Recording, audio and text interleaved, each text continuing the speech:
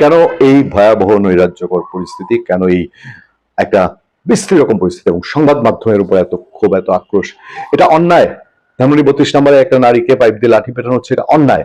প্রথম আলো ডেইলি স্টারে গিয়ে ভাঙচুর, আগুন, হেলমেট পরা লোক হাতে চাপাতি, হাতে চাইনিজ কোরাল, হাতে সামনে আইন শৃঙ্খলা বাহিনী, এগুলো অন্যায়। সাংবাদিক আমি আপনি এই অন্যায় বলবো, এই অন্যায়টাকে অন্যায় বলা তারা বলছে অন্যায়। অন্যায়কে অন্যায় বলা যাবে না। মানে কোন এই এই নব বন্দোবস্তের, নয়া বন্দোবস্তের দেশ 5 আগস্টে তারা বুক ফুলিয়ে এখনো আমার আপনার সন্তান যাদের রক্তের বিনিময়ে 5 আগস্ট, তাদের সে রক্তের কে দেখিয়ে এখনো তারা সেই ব্যবসা করছে, বলছে যে 5 আগস্টে নাকি এই বন্দোবস্ত দেখানোর কথা ছিল চাপাতি হাতে বাংলাদেশের অন্যতম সংবাদ মাধ্যমের সামনে। কেউ কিছু বলছে না। এটা কি আইনের ব্যত্যয় না?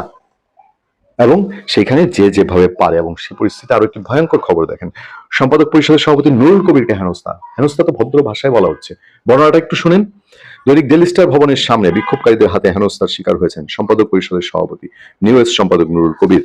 তিনি নিউজ ডেইলি স্টার প্যারালাল ইংরেজি সংবাদ মাধ্যম বাংলাদেশে রাজধানী ফার্মগেটে ডেইলি স্টারের সামনে অগ্নিসংযোগ করে বিক্ষোভ প্রদর্শনের সময় তার প্রতিবাদ জানাতে গেলে অবস্থা সৃষ্টি হয়। নুরুল কবির প্রতিবাদ জানাতে পারবেন না। এখন যারা এইসব করছে তারা কোথায় ছিল 5 আগস্টের আগে? 5 আগস্টের আগে নুরুল কবিররাই চ্যালেঞ্জ করে কথা বলেছেন। এই নুরুল কবিরদেরকে টকশোতে যেতে দেওয়া হয়নি। এই ঘটনা সামাজিক যোগাযোগ মাধ্যমে ছড়িয়ে পড়েছে। ভিডিওতে ভিড়ের মধ্যে তার পিঠে ধাক্কা দিতে দেখা গেছে, তার চুল ধরে টানতে দেখা গেছে কাউকে। কি মানুষগুলো সেখানে উপস্থিত হয়েছে আমরা একটু জানতে চাই। সংবাদপত্রের সম্পাদকদের সংগঠন সম্পাদক পরিষদের নির্বাহী কমিটির সভাপতি নুরুল কবির বিক্ষোভকারীদের নিবৃত্ত করতে যান। এদিন রাতে প্রথম আলো ভবনে আগুন জ্বালিয়ে নৈরাজ্য সৃষ্টি করে বিক্ষোভকারীরা। পরে আইন শৃঙ্খলা বাহিনী ও সেনাবাহিনীর প্রত্যক্ষ তত্ত্বাবধানে পরিস্থিতি শান্ত হয়ে আসে। দেশের অন্যতম খ্যাতনামা এই সাংবাদিকের সঙ্গে আচরণের প্রতিবাদে সাবেক সংবিধান সংস্কার কমিশনের সদস্য ফিরোজ আহমেদ লিখেছেন, নুরুল কবির বাংলাদেশের ইতিহাসে অন্যতম বড় বীর যোদ্ধা। হাসিনার অজস্র হুমকির মুখে কোনোদিন সত্যি কথা বলা বন্ধ করেননি। আজকে গণমাধ্যমের উপর দঙ্গলবাজির প্রতিবাদে একাই হাজির হয়েছিলেন, রক্ত পিপাসু দঙ্গলের মুখোমুখি হয়েছিলেন। নুরুল কবির ভাই তার আজকের এই কীর্তির মধ্যে দিয়ে ইতিহাস ছাপিয়েছেন। কবির ভাই, ডাক দেবেন, আপনার ডাকে যে কোনো জায়গায় যাব। আমাদের একজন কবির ভাই আছেন, দঙ্গলকে ভয় করি না, হাসিনা গুন্ডাতন্ত্রকে ভয় করিনি।